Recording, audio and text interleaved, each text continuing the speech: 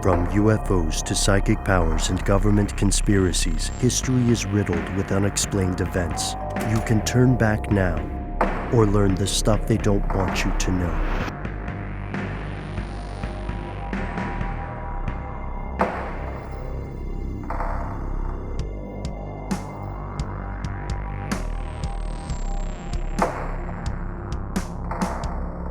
Dave wrote in to give us a few real-world, first-hand examples of crow intelligence. And I'm going to read you a couple of these, because there's only two, so those are the ones I'm going to read you. First one goes thusly.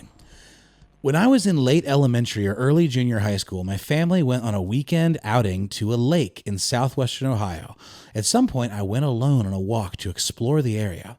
While walking along the side of a road near the lake, I encountered a crow standing in front of me.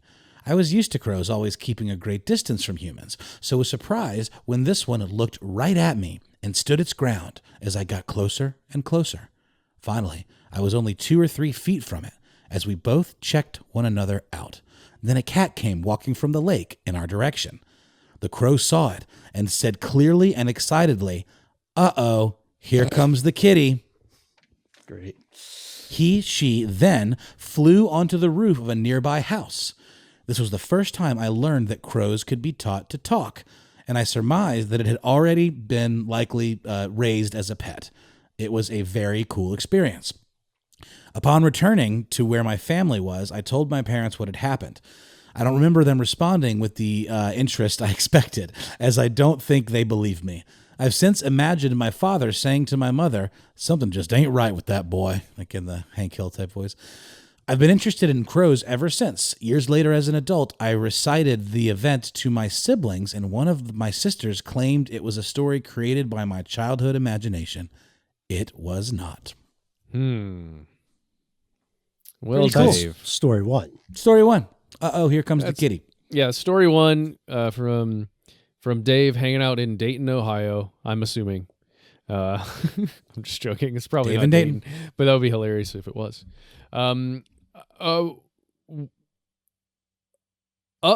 comes the kitty. Uh-oh, here comes the kitty. So do you guys think it was a trained, like it really was a trained pet?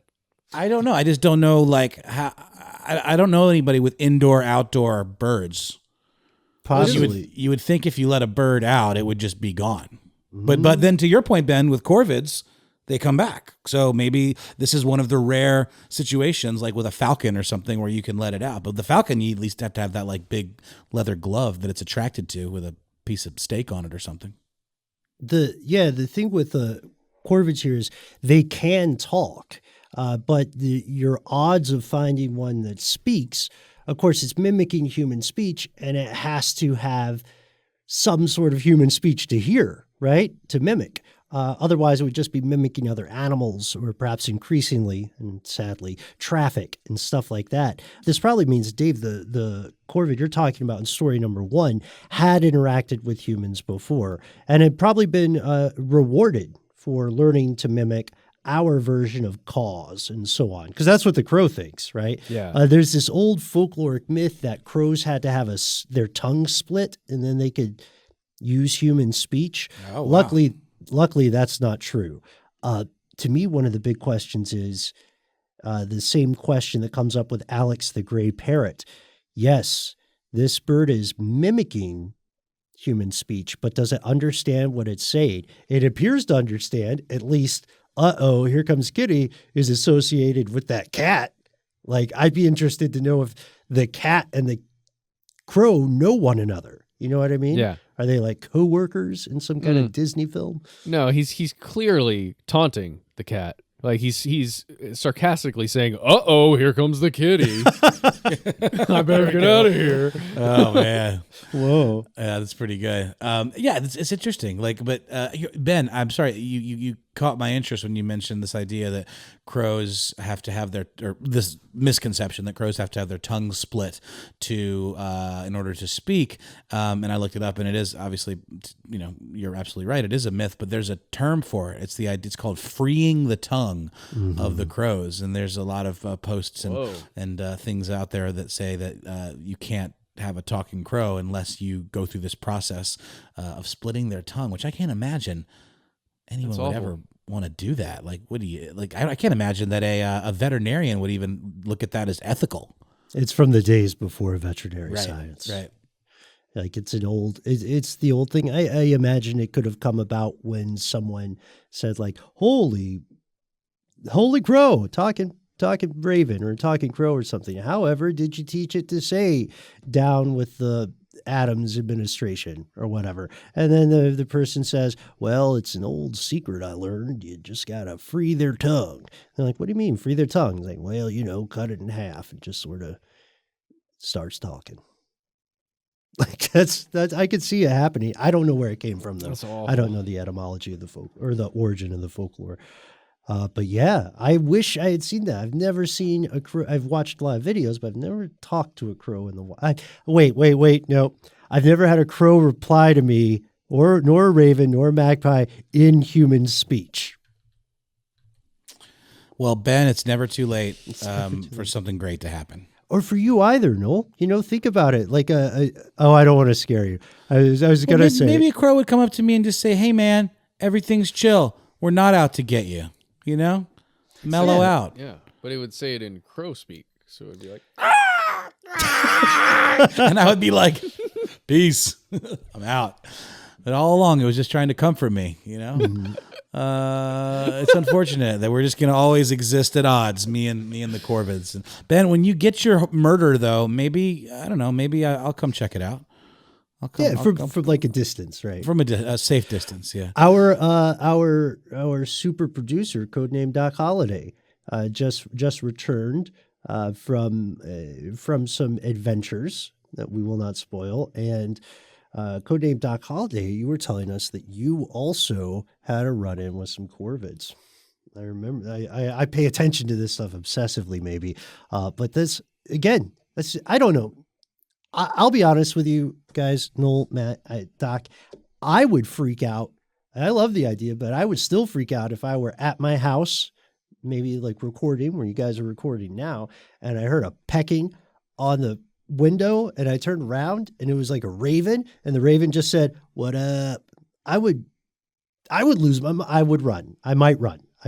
It would be way worse for you too, because you're like 3 or 4 doors into a building. I've got a window right here, so it would make sense for me. But if it was on your window, yeah, I wouldn't have anywhere to run. God.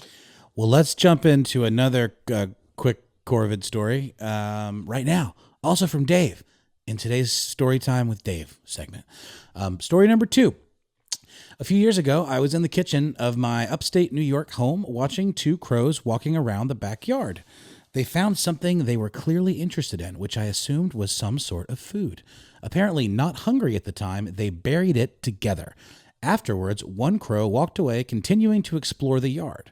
While its back was turned, the other crow quickly removed the stash, in quotes here, from where they had jointly placed it and moved it to another location a few feet away, then caught up to its comrade as if nothing had happened.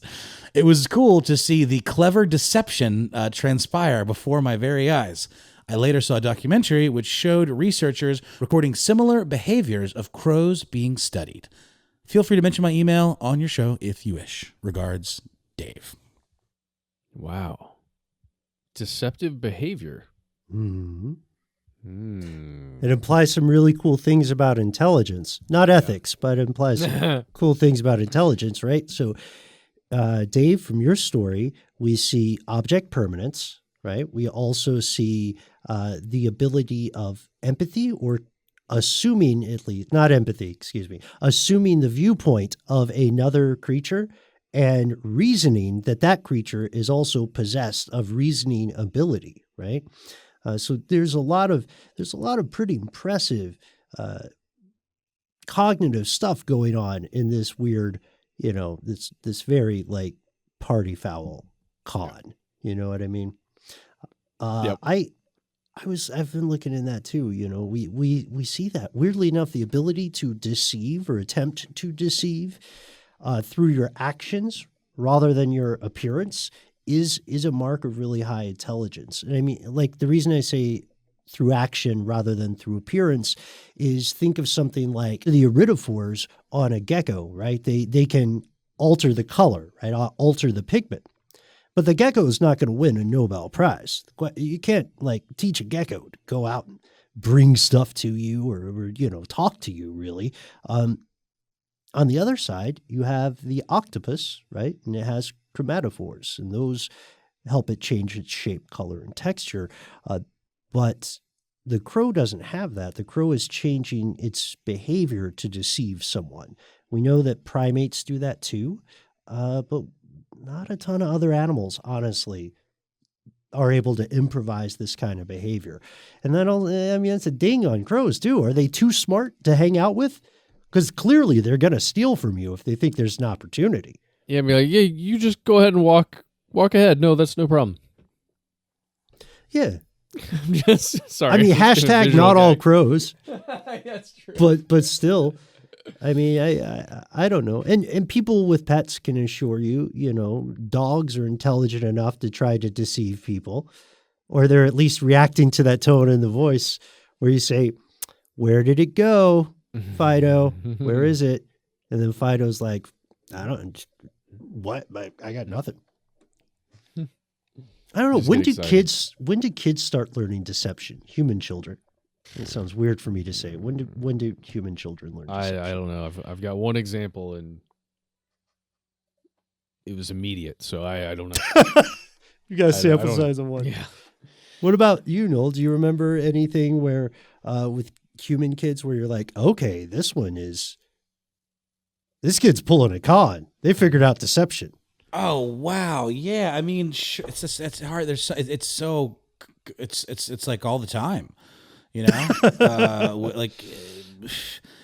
it's I don't know. Like it's sort of like maybe like the most obvious one is sort of like when you tell a kid not to do a thing, and then they think that if they do it in a little bit different way, then it's not going against what you said.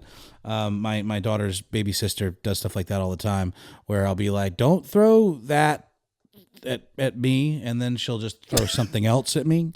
That's sort of a con. It's a short con, admittedly, but it's definitely trying to skirt the rules in some way. The letter of the law. Mm-hmm, yeah, exactly. One other thing that crows have in common, or corvids have in common with humans and human children, is that they play. They deceive and they play. Like you can find multitudes of videos freely available online where there's a crow who's just decided to mess with an animal. And a lot of times it's like they go and they like bite the tail of a cat or whatever, and they walk away. They're not trying to distract the cat.